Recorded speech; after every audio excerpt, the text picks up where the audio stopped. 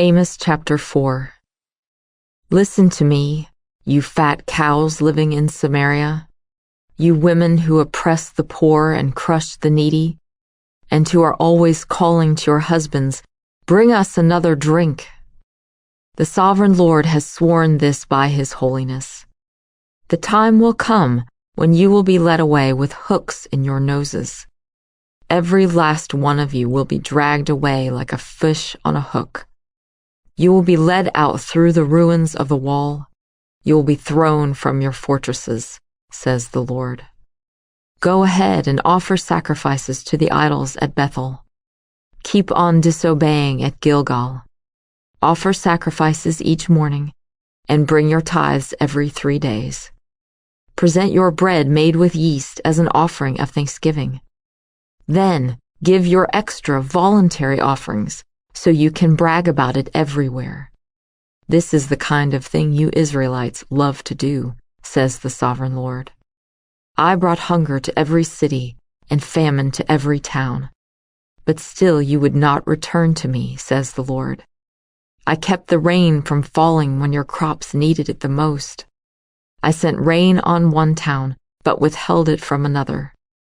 Rain fell on one field, while another field withered away. People staggered from town to town, looking for water, but there was never enough. But still you would not return to me, says the Lord. I struck your farms and vineyards with blight and mildew. Locusts devoured all your fig and olive trees. But still you would not return to me, says the Lord. I sent plagues on you like the plagues I sent on Egypt long ago.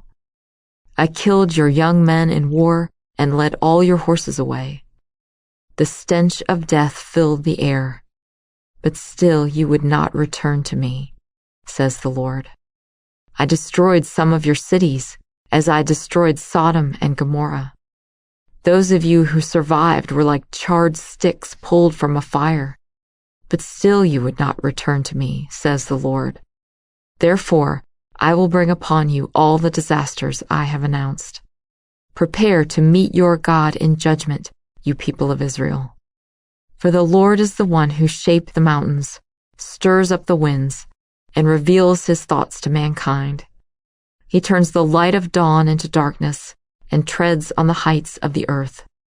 The Lord God of heaven's armies is his name.